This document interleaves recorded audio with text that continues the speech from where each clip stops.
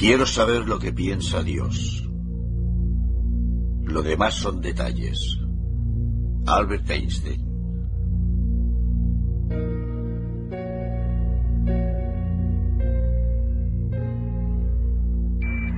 A todas las personas de la Tierra, la tripulación del Apolo 8 tiene un mensaje que desea enviarles. Al principio, Dios creó el cielo y la tierra. La tierra no tenía forma, estaba vacía. La oscuridad se cernía sobre las profundidades y el Espíritu de Dios se movía sobre las aguas. Cuando los humanos salieron por vez primera de la órbita de la Tierra, tenían en mente el concepto de Dios. A pesar de los progresos tecnológicos, la noción que les acompañaba tenía siglos de antigüedad.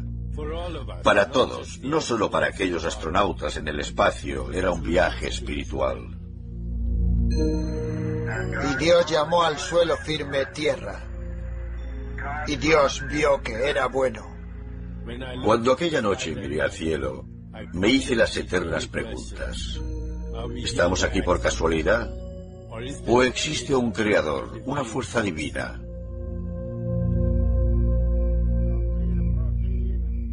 Durante siglos la humanidad ha buscado respuestas. ¿Quién está detrás de la obra de la creación? ¿Acaso existe Dios? Y en el caso de existir, ¿se preocupa por nosotros?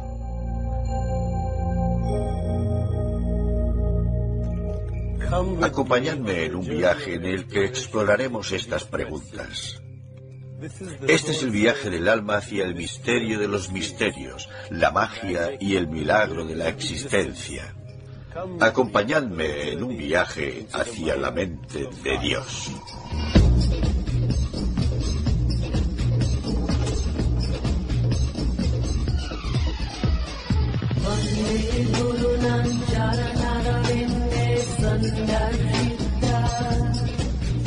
Deepak Chopra, conocer a Dios.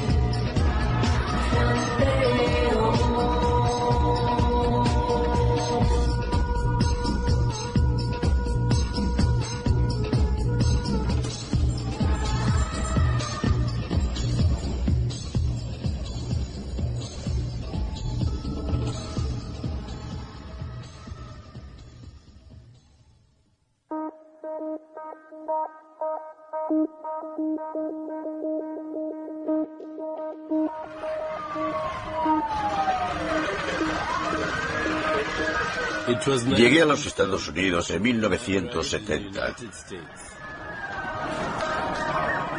Gobernaba Nixon. Ocurrió la masacre de Kent State. Era la guerra de Vietnam. Y los Beatles sacaron su último álbum.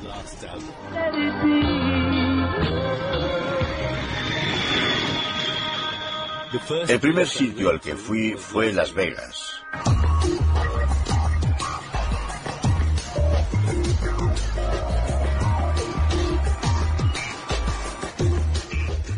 Gané $1.500, lo que, comparado con los $8 que traía de la India, fue como si me hubiera tocado la lotería. Me sentí eufórico.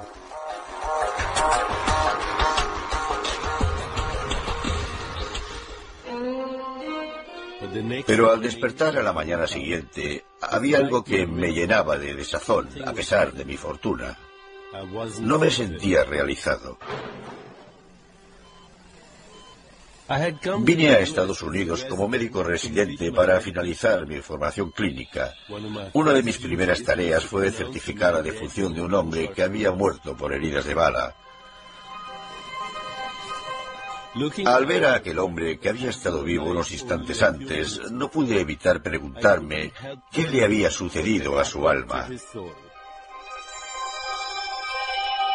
Millones de personas creen que nos encontraremos con Dios cara a cara después de morir. Pero en muchas tradiciones espirituales, hasta las orientales, el camino para conocer a Dios se dirige hacia nuestro interior. Esto también es válido para el misticismo cristiano. La Biblia dice: quédate en calma para que sepas que soy Dios.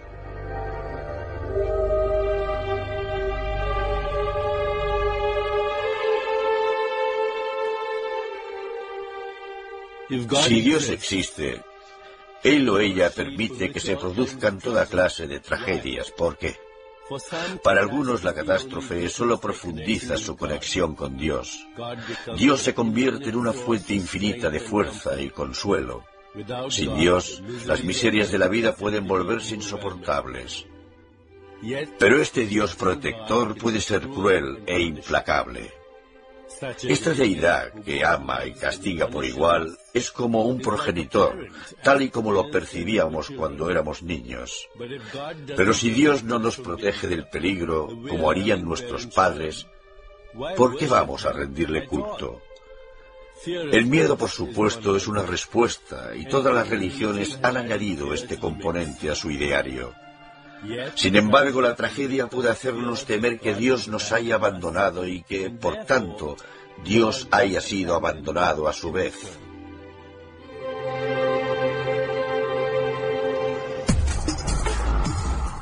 Las personas desean un Dios que encaje en sus vidas. Un Dios que satisfaga sus necesidades, disipe sus incertidumbres y haga algo por ellas.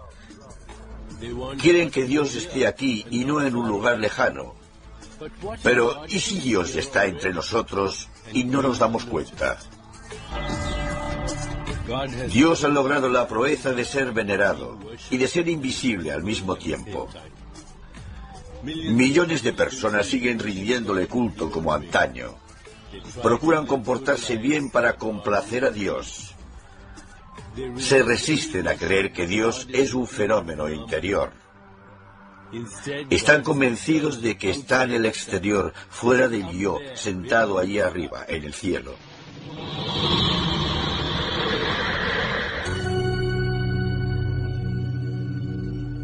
Esta incertidumbre forma parte de vivir en una época de duda, en la que el escepticismo cala más hondo que la fe.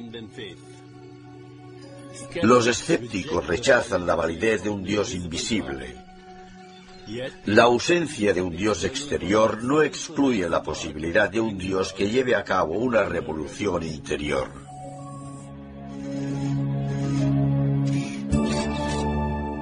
Digamos que es posible conectar con un Dios interior, incluso profundizar la relación y ser uno con Él. Cuando esto sucede, uno tiene la experiencia de Dios. Esta presencia interior también es la creadora del cosmos. Se le llama misticismo. Un ser humano corriente mira hacia su interior y misteriosamente encuentra lo que convierte el caos en estrellas, galaxias y nuestra propia existencia.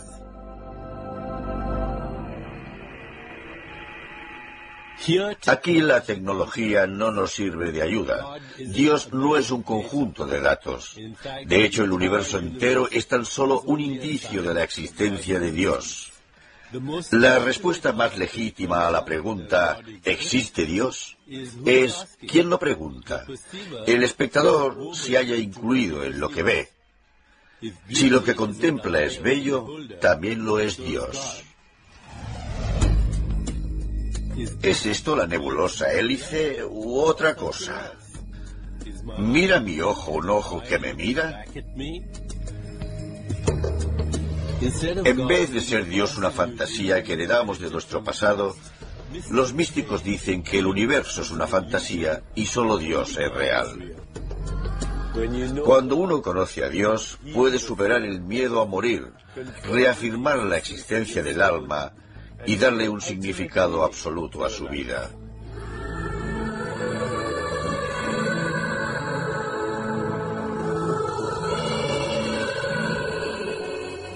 Tras siglos de conocer a Dios por medio de la fe, tal vez estemos preparados para comprender directamente la inteligencia infinita.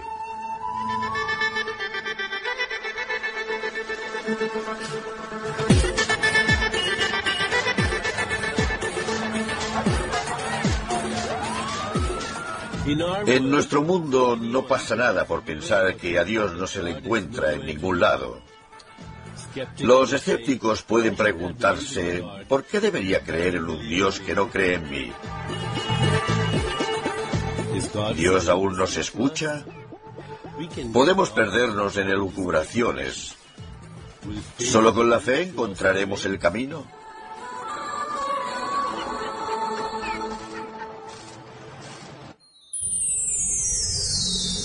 Las diferentes religiones varían en cuanto a la proximidad de Dios y sus sentimientos.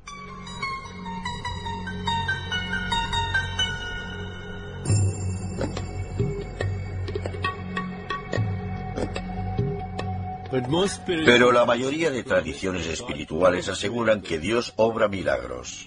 Él es la fuente del amor. La belleza y la verdad son hijas de Dios. Ello hace de él un elemento muy presente. Desde los inicios de la religión en Occidente, era obvio que Dios tenía algún tipo de presencia, lo que era conocido en hebreo como Shejiná, la luz. La Shejiná se plasmaba en el halo que rodeaba a los ángeles y en la alegría que irradiaba la cara de un santo o un salvador. Si Dios tiene presencia, puede experimentarse. Esto es un punto clave, porque en los demás aspectos Dios es invisible e inalcanzable. Pero, ¿qué podría hacernos confiar en un ser espiritual benévolo cuando durante miles de años se ha derramado tanta sangre en nombre de la religión?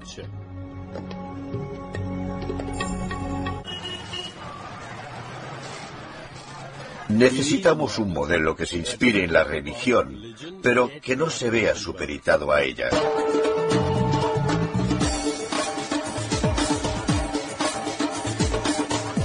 El deseo humano de comprender un orden divino del universo comenzó hace mucho tiempo con la mitología. Para entender su mundo, las civilizaciones crearon mitologías para definir el origen de su existencia. Aquellas mitologías describían actos de la creación y los protegían de lo desconocido. Proporcionaban una explicación a lo inexplicable. Las historias mitológicas están inspiradas en los temas arquetípicos del amor, el nacimiento, la muerte, la vida tras la muerte, el destino de los pecadores, los santos y los héroes, y estaban protagonizadas por humanos y por dioses y diosas de las civilizaciones antiguas. Algunas de estas historias espirituales proceden de una civilización muy antigua. Un lugar misterioso rodeado de cuentos de inmortalidad, renacimiento y resurrección. Era el mundo místico del antiguo Egipto. El río Nilo representa el ciclo de la vida, donde el sol amanece sobre los espectaculares templos de la orilla este, que rinden culto al dios del sol Ra. En la orilla oeste, el sol se pone sobre las majestuosas tumbas construidas para el viaje a la otra vida.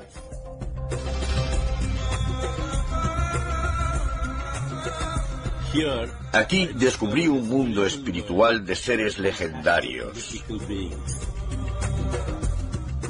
Una de las tres figuras más importantes de la mitología egipcia es Isis, la diosa que representa la fertilidad y la magia. Su marido Osiris fue asesinado y desmembrado en 14 pedazos que fueron esparcidos por todo Egipto.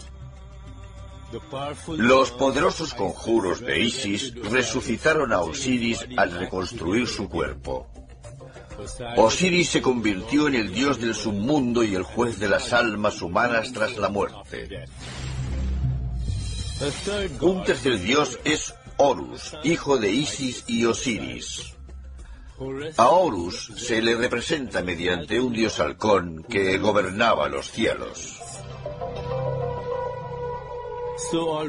Así, en los inicios de la historia, el enjuiciamiento, la resurrección y la reencarnación penetraron en el pensamiento occidental. En el antiguo Egipto, la vida tras la muerte parecía más real que la terrenal.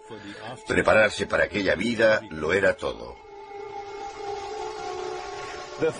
Los faraones estaban convencidos de que el alma que no cree en la muerte nunca muere. Hoy los psicólogos siguen observando esta necesidad de inmortalidad. Afirman que la utilizamos para protegernos del hecho ineludible de que un día moriremos. Todos conocemos las adicciones del dinero, el poder y la lujuria. Son necesidades que satisfacen al ego. ¿Cumple la búsqueda de la inmortalidad la misma función a un nivel más desesperado? La inmortalidad proporciona al ego una dosis eterna de autoestima y amor incondicional, por no hablar de la superación del miedo a la muerte. Pero si este era el sueño fundamental del ego, no ha funcionado, porque sobre él planea la certeza de que la vida tiene fin. Porque vivir en el mundo material hace innegable el hecho de morir.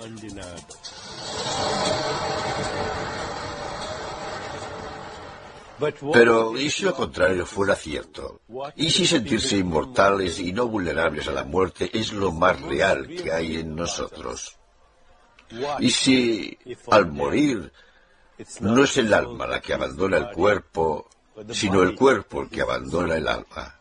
Porque en realidad no estamos en el mundo. El mundo está en nosotros, no estamos en el cuerpo. El cuerpo está en nosotros. No estamos en la mente está en nosotros. Todo sucede en el alma, el único componente que es real.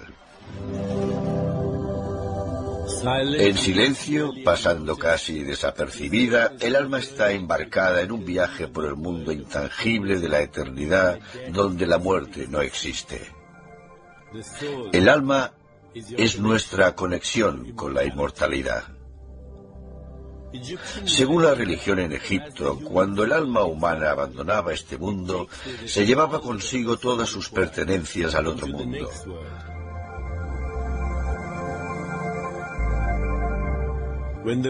Cuando enterraban a los faraones, lo hacían con sus riquezas y posesiones para que les acompañaran en su viaje a la otra vida.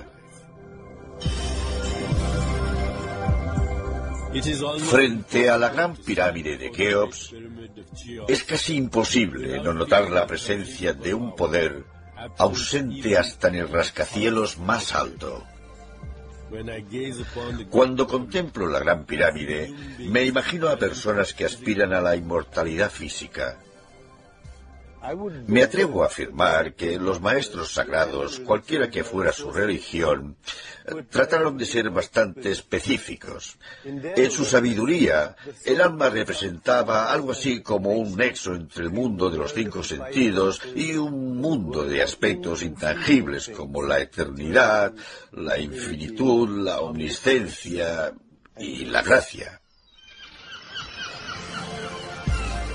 ¿Cómo encaja la mitología en nuestras vidas? Se dice que nuestras motivaciones inconscientes se originan en el mundo mitológico, que en el fondo somos dioses y diosas en potencia. En el mundo de los negocios, por ejemplo, cuando alguien lleva a cabo una empresa admirable, esto se asemeja al heroico viaje de construir una pirámide para uno mismo, ampliando nuestra imaginación de lo que es posible.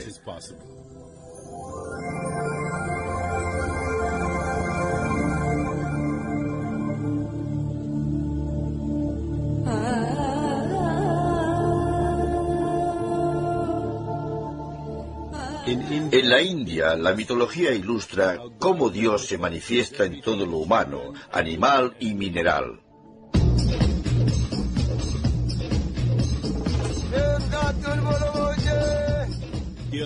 Aquí los mortales tienen en cuenta la mitología a diario.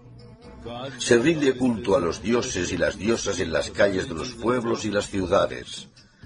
Se les venera en taxis, motos y bicirrickshaws.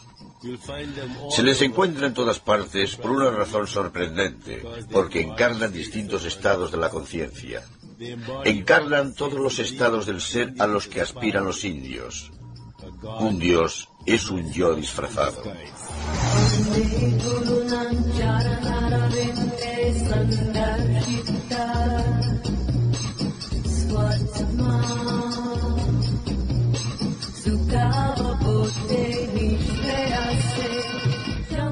En la tradición hindú, la búsqueda espiritual comienza por la introspección y acaba al alcanzarse la verdadera iluminación. Hay una plegaria para la iluminación que dice: guíanos de la oscuridad a la luz, de la ignorancia a la verdad y de la muerte a la eternidad. La oración finaliza pronunciando Om Shanti, la tradicional invocación de la paz. Om Shanti, Shanti, Shanti, Shanti,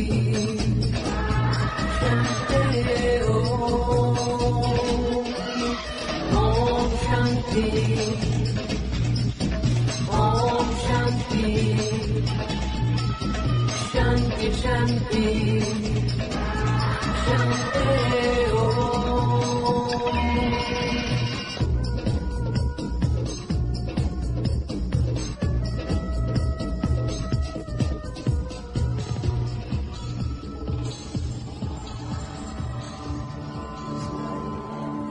चारों के न्याय के साथ साथ मानो चारों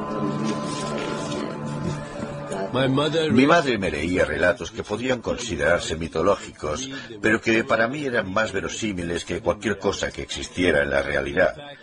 De hecho, aquellos relatos me inspiraron a hacer todo lo que he hecho hasta hoy. Me abstraían de lo mundano a lo mágico, donde todo era posible.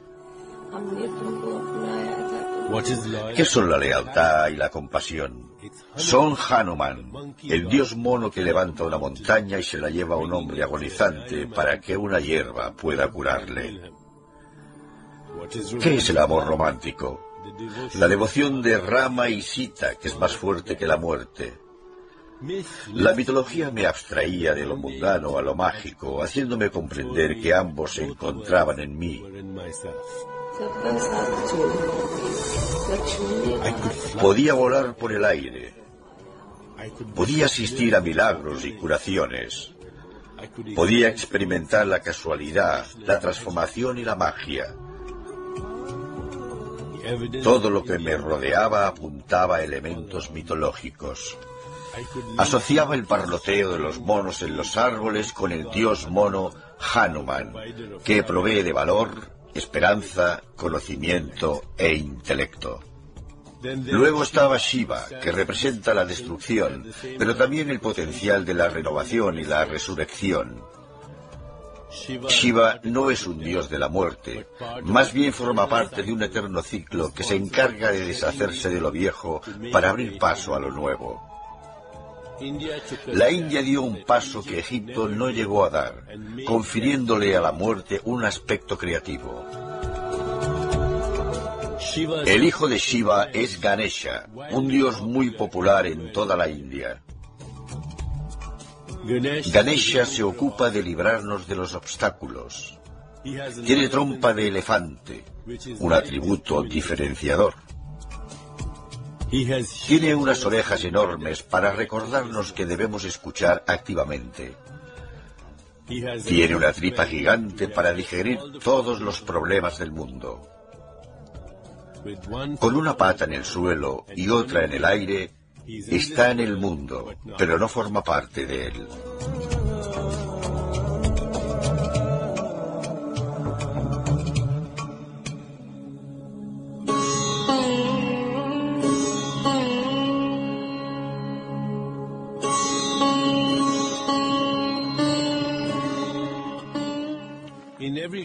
En todas las tradiciones hay una diosa madre. Isis en Egipto, por ejemplo, es la diosa madre. En la India el Ganges es conocido como Madre Ganga. Da vida y se ocupa de los muertos, arrastrando los cadáveres con la corriente. De este ciclo vital estaba hecha la materia prima de mi imaginación. Finalmente, los mitos pasaron a formar parte de mi espíritu, mi psique y mi alma, permitiéndome hacer cosas que jamás había soñado.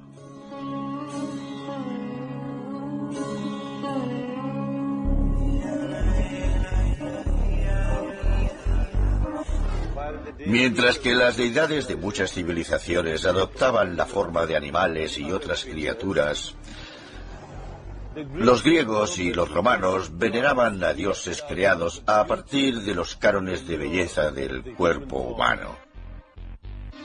Trataron de explicar sus sentimientos, sus impulsos y su mundo por medio de la mitología. Estos dioses aparecían en cientos de historias de heroísmo, traición y lujuria.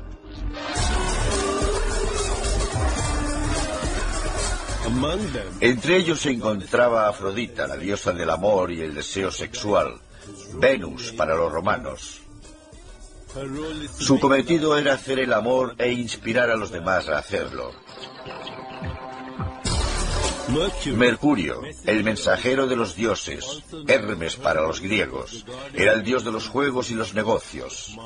Marte era el dios romano de la guerra, propenso a la ira, la venganza y el afán de violencia. Y Zeus, el dios supremo de los griegos, el que detentaba la moral, recompensaba el bien y castigaba el mal, mientras se permitía a ambos a su capricho. Protagonizaban historias de amor, esperanza y miedo. Durante siglos la mitología convertía lo sagrado en real, una fuente de poder supremo. Hoy, ¿qué vemos en su lugar? Una sociedad que socava sus mitos para construir una ciudad como Las Vegas. Si uno quiere encontrar un mito aquí, solo tiene que registrarse en un hotel casino. Para la mayoría, la mitología no responde a la pregunta fundamental: ¿quién es Dios? Lo normal de la vida moderna es dejar a un lado la mitología y creer que todo lo que sucede en la naturaleza es casual, caótico y aleatorio.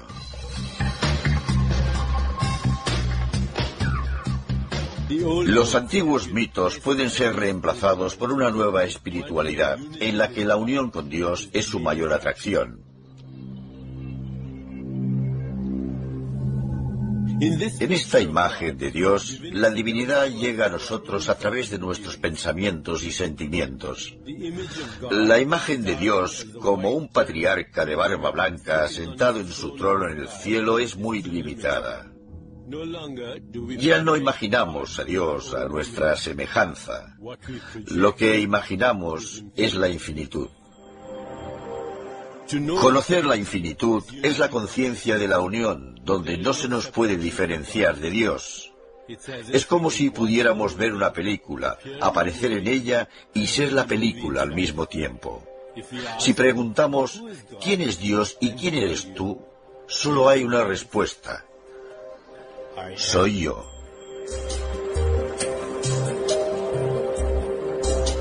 En la mitología, los lugares sagrados nos transmiten que somos criaturas maravillosas que deberíamos estar haciendo cosas maravillosas. Lo podemos ver en el Centro Espacial Kennedy, donde hay un cohete de dimensiones abrumadoras. Pero el cohete también es una idea, la idea de que descubriremos nuestros orígenes y nuestra familia cósmica.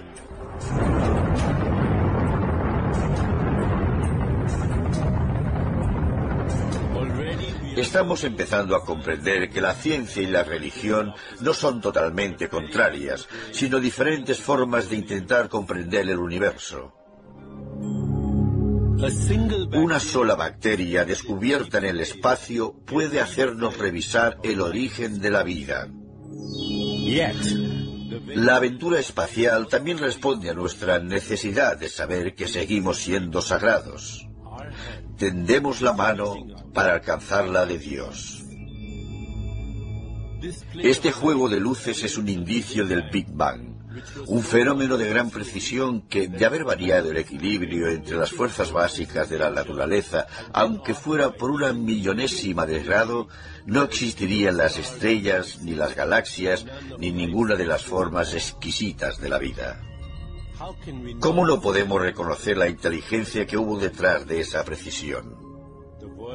La nave Voyager sacó una fotografía de donde procedía al salir del sistema solar en un viaje que quizá dure más que la propia Tierra.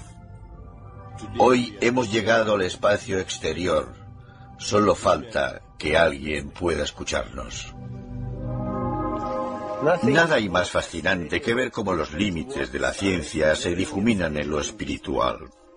Pero, ¿puede la ciencia satisfacer los requisitos de objetividad cuando se trata de Dios? Contemplar la creación ya demuestra la existencia de Dios.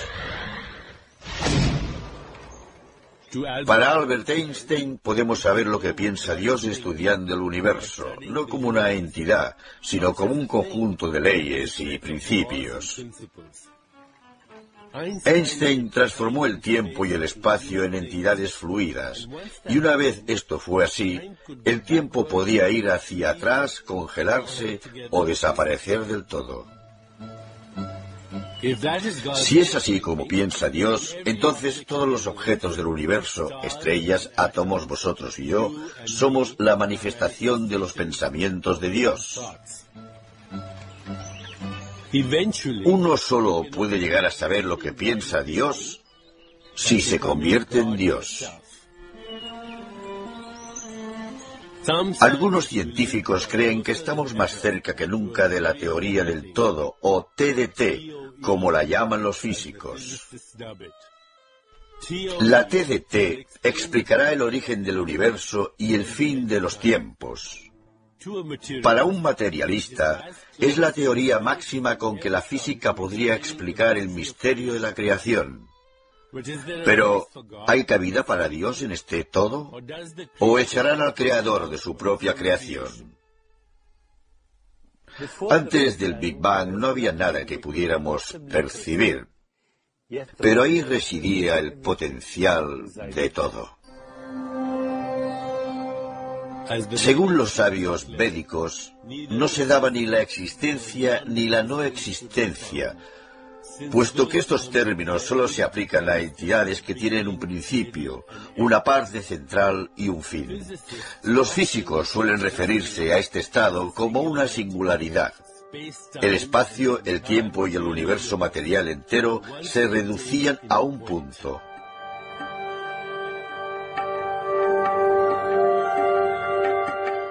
Este es el punto de la realidad virtual, o el dominio virtual, o el dominio no local, un lugar más allá del tiempo y del espacio, y, por tanto, inimaginable como un lugar.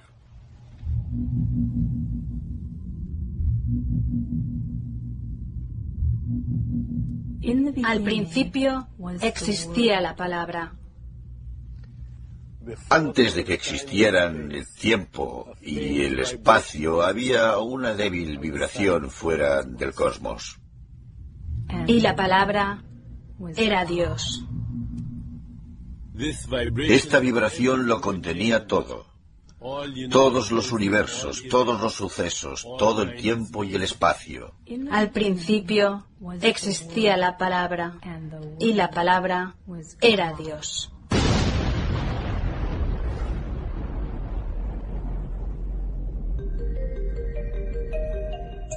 En el momento del Big Bang, lo que se expandió rápidamente por el universo fue la unidad básica de energía electromagnética, el fotón. Para un físico experimental, un fotón es un quantum de luz. Ahora mismo, a la velocidad de la luz, los fotones se encuentran en el límite del universo en expansión. Cuando queremos conocer a Dios, nos encontramos con el mismo problema que cuando queremos saber qué hay fuera del universo. Sin llegar a atisbar ese otro mundo, podemos observar objetos que nos conduzcan a él, como un agujero negro. Se cree que los agujeros negros son los restos de estrellas que sufrieron un colapso. Su gran concentración de masa genera un campo gravitatorio tal que rompe la continuidad del espacio, dando lugar a una ventana en el límite de la infinitud. Ni la luz puede escapar a esta fuerza gravitatoria. Lo que queda es solo oscuridad. Cuando los fotones de luz y cualquier otra forma de energía son absorbidos por un agujero negro, desaparecen de nuestro universo. Esto significa que van a alguna parte. Por tanto, podrían volver a nosotros por medio de agujeros blancos, una obra de la creación al igual que el Big Bang. Pero no conocemos a Dios hasta ese punto. Hay otras dimensiones que existen fuera del cosmos, pero tampoco tenemos acceso a sus leyes, porque de intentarlo tendríamos que renunciar a las nuestras. Por esta razón, el cuerpo y la mente no sobrevivirían si pasáramos por un agujero negro o viajáramos a mayor velocidad que la luz. Si intentáramos atravesar uno, no podríamos. El tiempo se ralentiza, la masa aumenta y el espacio se curva.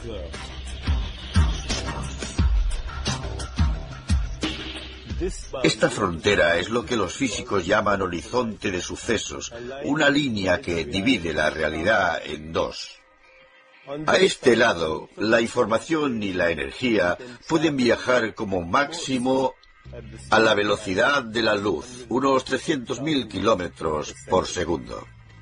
Al otro lado, el espacio, el tiempo, la energía, la información y la materia pasan a ser un ente inseparable. Todo se correlaciona y se conecta instantáneamente con todo lo demás. ¿Qué hay detrás del horizonte de sucesos?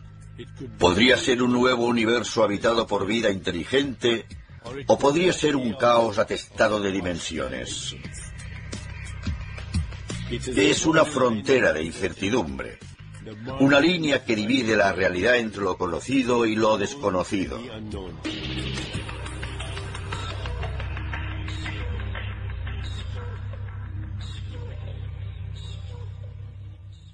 Incluso el cerebro humano tiene su propio horizonte de sucesos.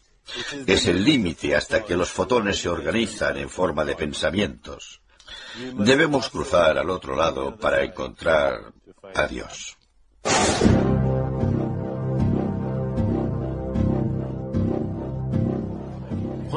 La física cuántica permite franquear esta frontera, aunque solo por un breve lapso de tiempo.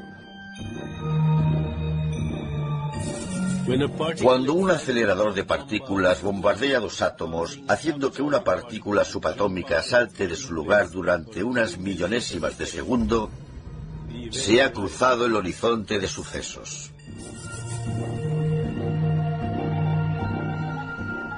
La ciencia ha rastreado hacia atrás la evolución hasta llegar a la creación. 8, 7, 6, 5. De todas las pistas que Dios nos dejó, la más importante es la luz, la Shejina. La primera prueba nuclear fue llamada Trinity. La ciencia había descubierto la luz detrás del poder de la creación y la destrucción. Al dividir el primer átomo, los científicos, para su asombro, asistieron a una experiencia mística. El físico Robert Oppenheimer citó las escrituras hindúes del Bhagavad Gita, en las que Krishna convence al héroe Arjuna a conducir a miles de hombres a la muerte en la batalla. Me he convertido en la muerte, el destructor de mundos.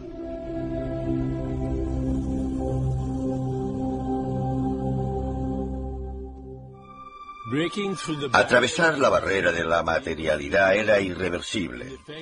De hecho, vosotros y yo estamos ahí ahora. Cuando la física adquirió nuevas dimensiones, nosotros también. Las implicaciones son ineludibles. Nos vemos cada vez más cerca del dominio de Dios. Su territorio exclusivo, lleno de potencial infinito para crear universos, ha sido cruzado por nuestras mentes. ¿Dónde encontramos a Dios? Dios se encuentra en la luz. La belleza de Desert Rock es luz diáfana. Un impulso de amor es luz tierna. La transmisión de una neurona en el cerebro es una ráfaga instantánea de luz invisible. Por desiguales que parezcan en esencia, todas las cosas se derivan de la misma materia primigenia. Nuestra visión no puede organizarse si no es en torno a la luz. Las mismas respuestas del cerebro que nos permiten ver un árbol como un árbol en vez de un enjambre espectral de átomos, también nos permiten experimentar a Dios. Afortunadamente, las cosas más sólidas y fiables de la existencia participan del misterio de Dios. Si creéis en una piedra, es que creéis en Dios. El mundo material está lleno de objetos familiares que podemos ver, sentir, tocar, saborear y oler.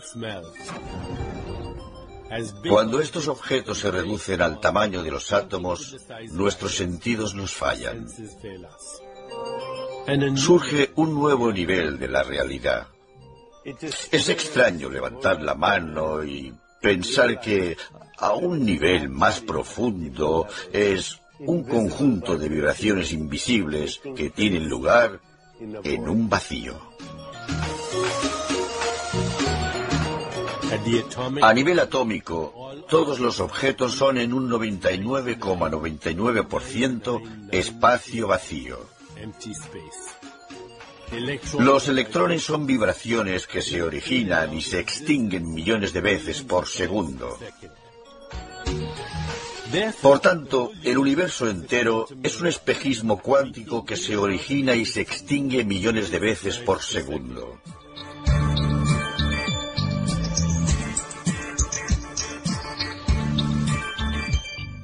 Los flashes cuánticos van tan rápido que no podemos observarlos, por lo que el cerebro utiliza una artimaña y ve objetos sólidos que son continuos en el tiempo y el espacio.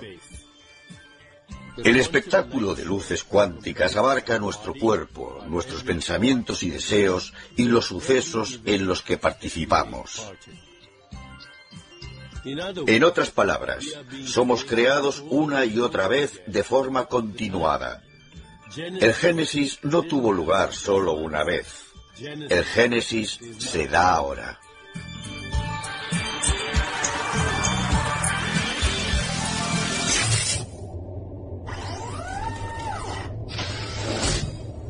El átomo no es como una materia sólida.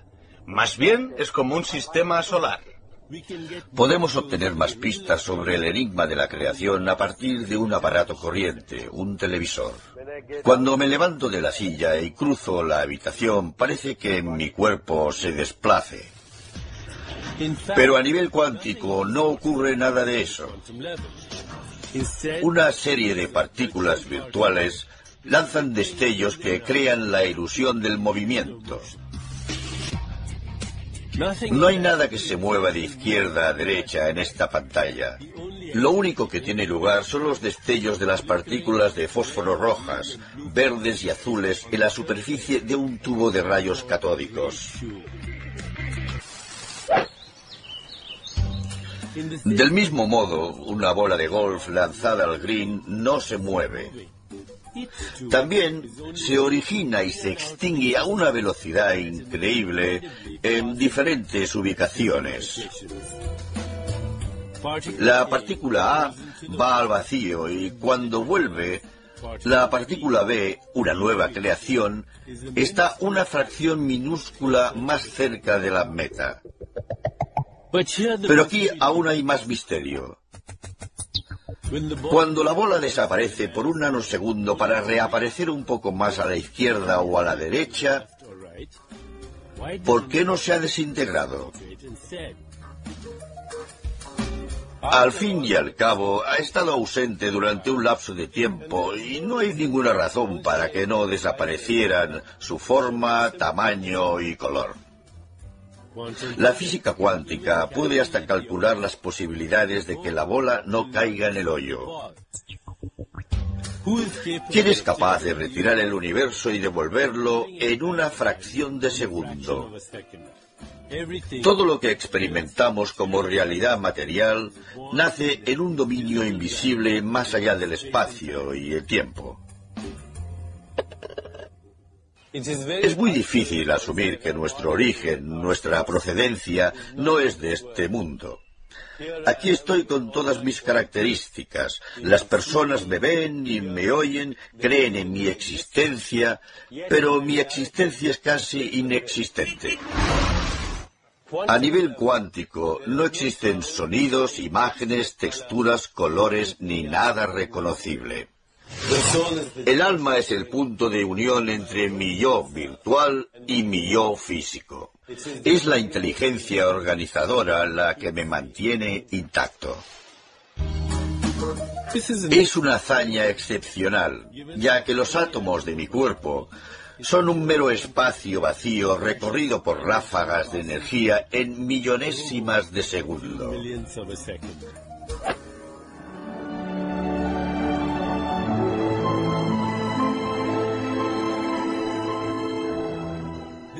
Este es el poder de la creación, una fuerza que juega con nuestra existencia en un abrir y cerrar de ojos, donde el polvo crea estrellas, las estrellas se convierten en mundos y los mundos dan lugar a la materia orgánica del ADN.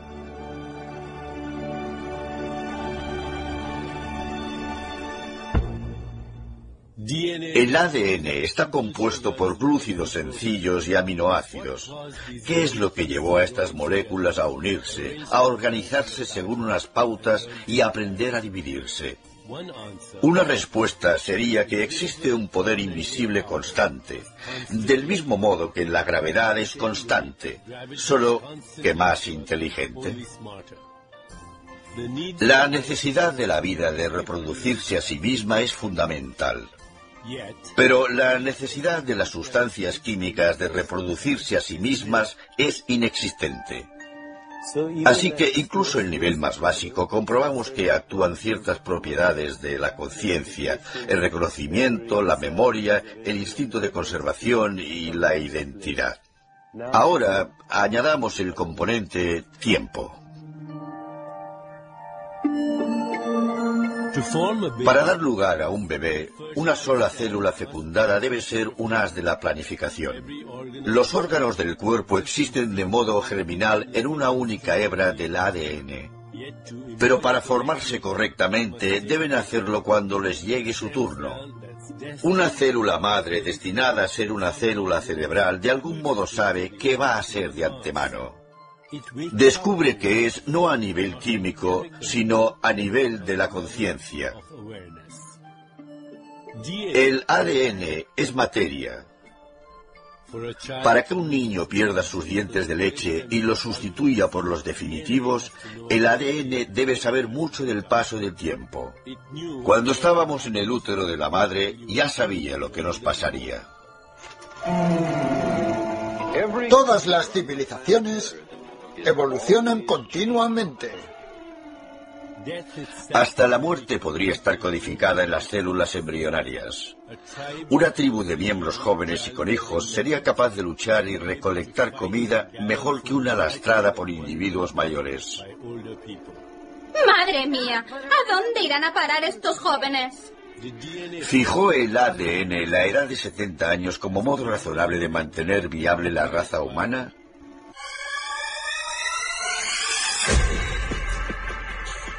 Cuando el ADN dio el gran paso de aprender a reproducirse a sí mismo, también adquirió el dominio del tiempo intrínseco a la propia textura de la vida.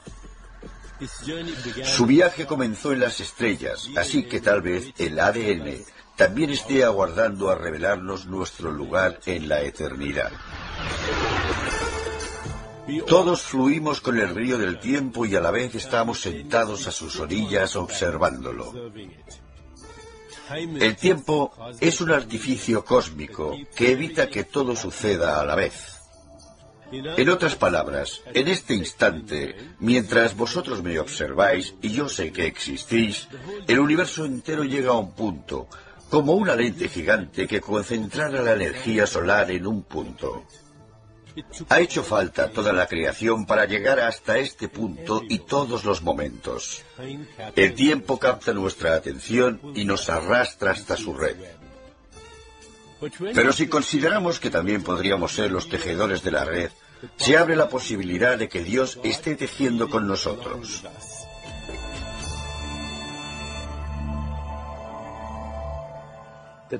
La planificación del ADN es uno de los secretos de la evolución de la mente humana. La mente interpreta el mundo y lo dota de significado. Si tengo una imagen mental de una puesta de sol, ¿me la ha proporcionado el cerebro?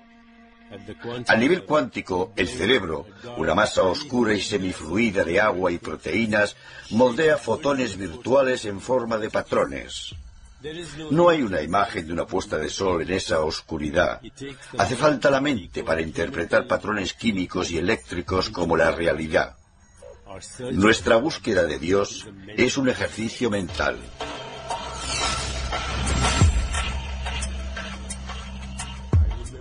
En el interior del cerebro, los impulsos eléctricos se producen en todas partes y se desplazan a medida que surgen nuevos pensamientos. Nuestro cerebro es como una centralita telefónica que recibe 1000 llamadas cada segundo. Producir un pensamiento es más complejo que distinguir un mensaje entre todas las llamadas que se realizan en el mundo. En medio de este torbellino de sustancias químicas y electrones, ¿dónde está la mente? Los neurólogos no la han encontrado, ni siquiera algo tan corriente como un recuerdo. Sabemos que el cerebro tiene algo que ver con los recuerdos, pero ¿dónde están esos recuerdos antes de que los experimentemos en la conciencia? ¿Están almacenados en el cerebro? Suponemos que sí, pero nadie sabe cómo. Nadie duda de que el cerebro consuma energía, pero así como extraemos energía de los átomos de los alimentos para transformarla en pensamientos, esta no se canaliza hacia la memoria. No hace falta alimento para almacenar la imagen de donde estábamos el día de nuestro cumpleaños hace 10 años.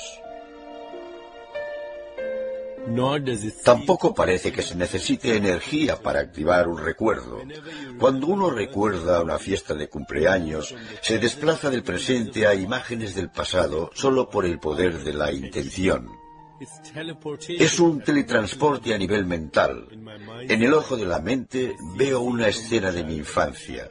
Me veo absorbido por ella, por los sonidos, las imágenes y los aromas. Pero para la mente no hay gran diferencia entre experimentar un recuerdo y vivir el suceso.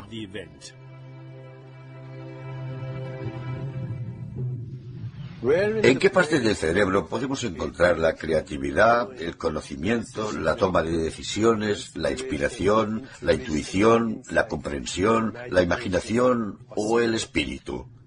El cerebro no puede crear las cualidades que nos hacen más humanos.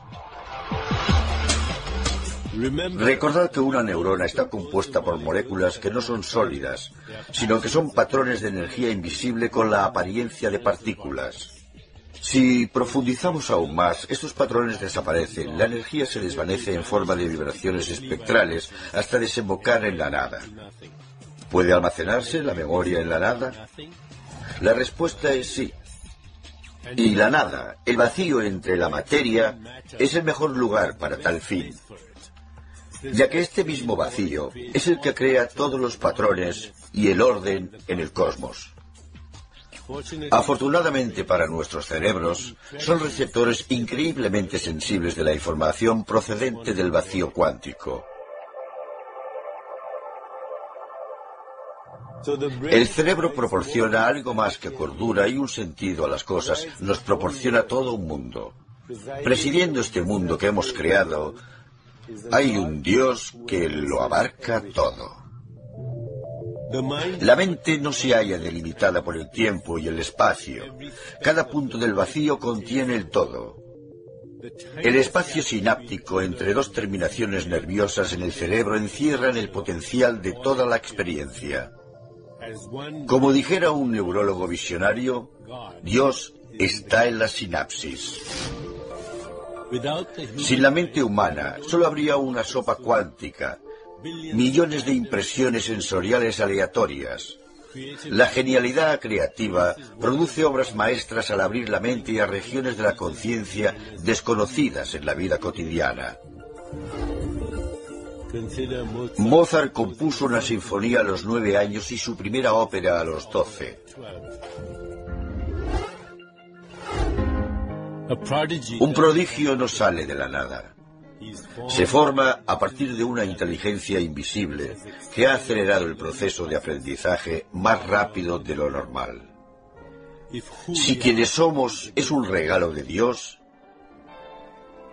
en lo que nos convirtamos es nuestro regalo a Dios. La genialidad es una ventana a infinitas posibilidades. Todos partimos del mismo potencial para ser genios. La capacidad creativa de la mente transforma una cacofonía sin ton ni son en una elegante melodía orquestada. Si la mente de Dios es la genialidad llevada al infinito, entonces percibe un orden total en todos los sucesos. El caos es solo una ilusión. Es lo que vemos cuando no vemos más allá de nuestro alrededor. Cuando desaparece la ilusión del tiempo, es posible ver más allá del presente. Algunos hasta experimentan la clarividencia, la capacidad de ver el futuro.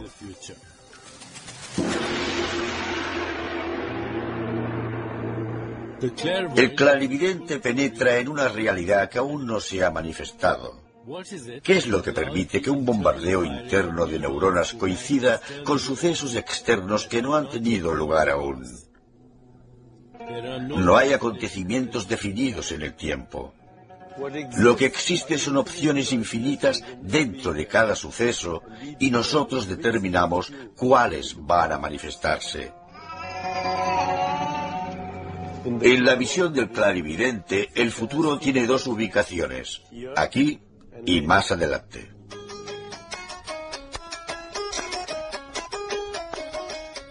Los grandes sabios y profetas viven en esta conciencia expandida donde no existen el pasado, el presente ni el futuro, y todo está conectado. Son como hebras de ADN de toda la raza humana, o el tejido conjuntivo en una red de almas. El antiguo observatorio de Jantar Mantar de la India medía las posiciones del Sol, las estrellas y los planetas. Según la astrología hindú Jyotish, la información codificada en la energía tiene su importancia, puesto que afecta a la existencia humana. Jyotish significa luz, y la luz es la portadora de los sucesos en el tiempo. El futuro se anuncia por medio de la luz. El astrólogo interpreta los fotones que forman patrones exactos que acabarán produciéndose como sucesos en el tiempo. La clarividencia ofrece un atisbo en la mente no limitada por el tiempo. Este es el último prodigio de algo tan básico como el bombardeo de fotones al cerebro. Cualquier momento puede ser un portal hacia infinitas posibilidades. Si todo ocurre por una razón, la clave es averiguar de qué razón se trata. Una pista podría residir en las coincidencias.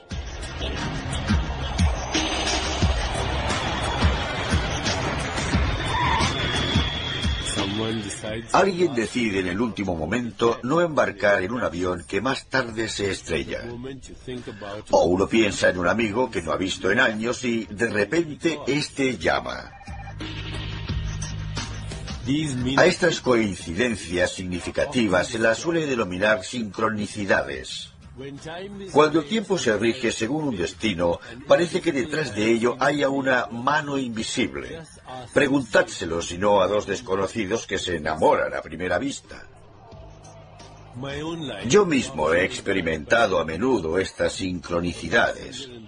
Un pasajero sentado a mi lado puede ser la voz que necesito oír para solucionar un problema, o la pieza que falta en un rompecabezas que hay que resolver. ¿Está Dios aquí? No hay que ir fuera de uno mismo para encontrar a Dios. Dios está en todas partes, hasta dentro de uno mismo.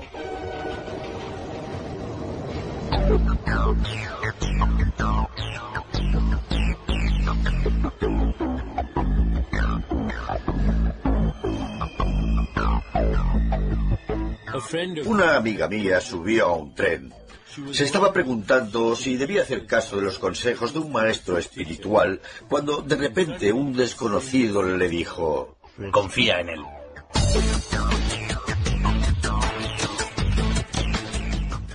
Creo que las coincidencias son mensajes de lo no manifiesto, interrupciones repentinas de la vida superficial por un nivel más profundo. En el plano científico, no obstante, sospecho que nunca se producen coincidencias.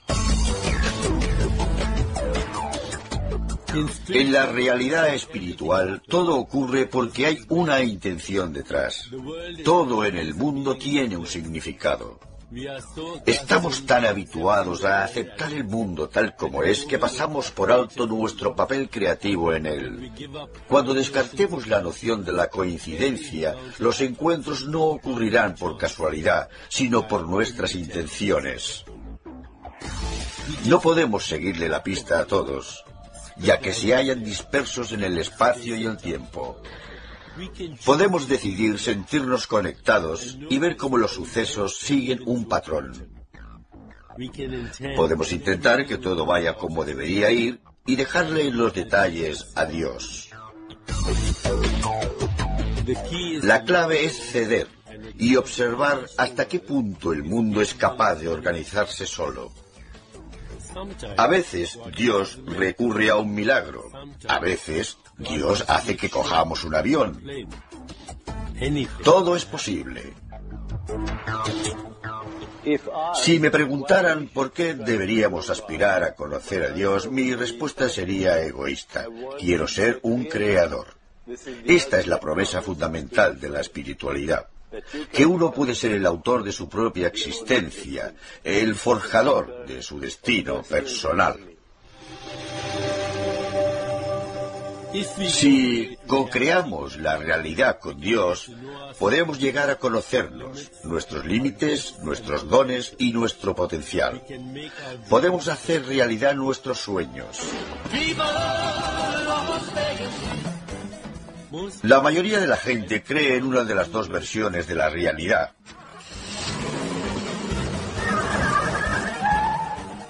La primera versión es la perspectiva secular. Solo existe el mundo material y nada que no obedezca a las leyes físicas puede ser real.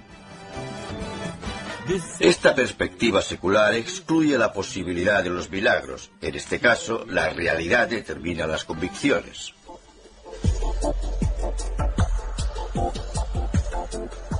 En la segunda versión, la perspectiva espiritual, la creación comienza en la mente antes de que se manifieste en el mundo material.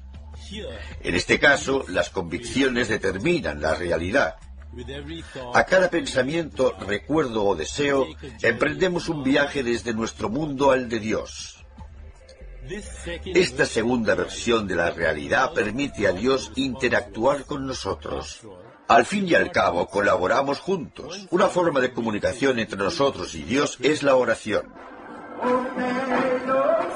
Para muchos creyentes, la oración es un viaje hacia la conciencia, donde ya no están determinados por los límites del cuerpo. La oración tiene el potencial de alterar sucesos externos, al conectar lo físico con lo metafísico. Para mí, rezar no es místico. Es más bien un experimento espiritual, una forma de asegurarnos de que seguimos siendo sagrados.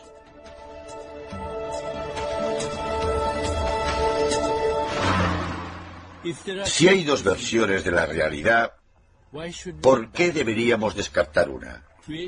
A la creación le trae sin cuidado el prisma con que la miremos. La inteligencia infinita no se va a dejar intimidar por algo tan nimio como la incredulidad.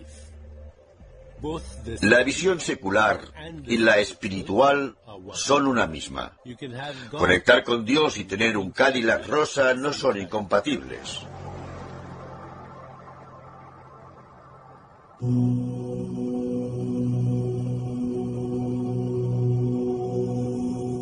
Dios no deja huellas visibles en el mundo.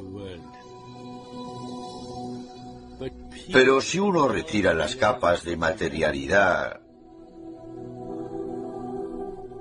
y se mira, ¿qué ve?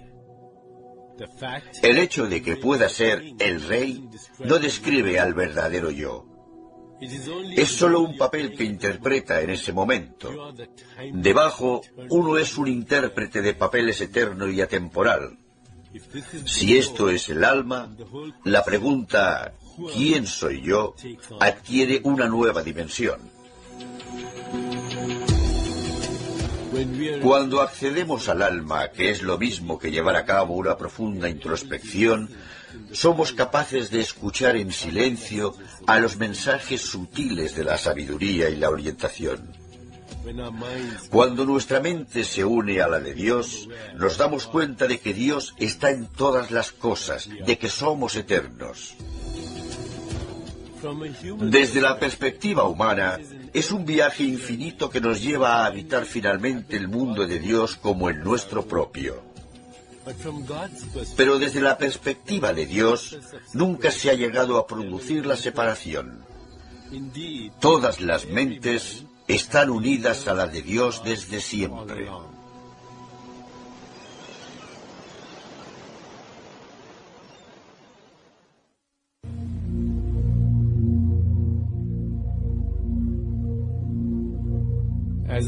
De niño me sentía excluido espiritualmente porque nunca iba a conocer a Buda o Krishna y nunca iba a ver a nadie levantarse de entre los muertos. Ahora me doy cuenta de que no es el milagro el que da lugar al creyente, sino el creyente el que da lugar a los milagros. El vacío infinito y la historia de la creación se hallan en todas las células de nuestro cuerpo. El microcosmos replica el macrocosmos, el átomo y el cosmos son uno. Al final, nuestra mente es la mente de Dios y nada más. Los asombrosos sucesos que llamamos milagros nos dan pistas de los entresijos de la inteligencia inefable. Pero también lo hacen los sucesos cotidianos, llegando así a todos.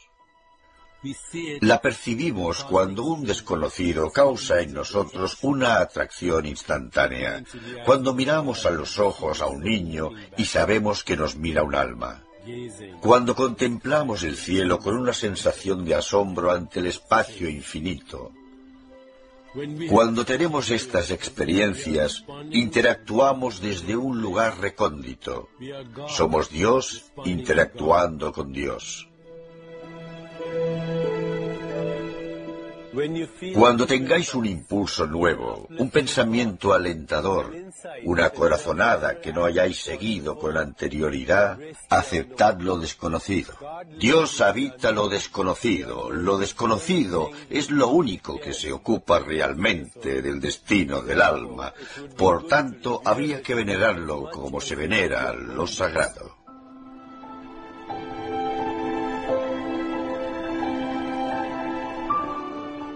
Hacia 1890, el jefe Pie de Cuervo, un indio pies negros, agonizaba. Susurró al oído de un padre misionero: ¿qué es la vida? Es el destello de una luciérnaga en la noche. Es el aliento de un búfalo en invierno. Es la pequeña sombra que recorre la pradera y se pierde en el atardecer. La vida, tal como la conocemos, se apaga demasiado rápido. Con la muerte volvemos a la luz, al origen del que procedemos.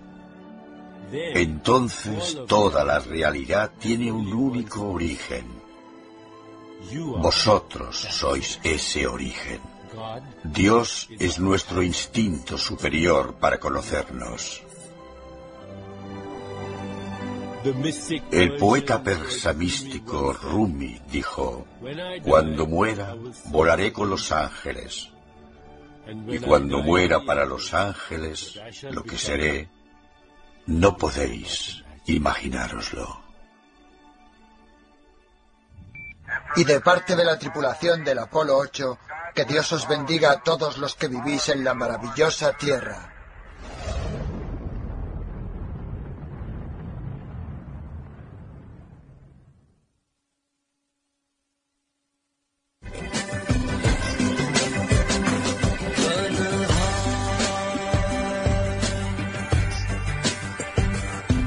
Secure.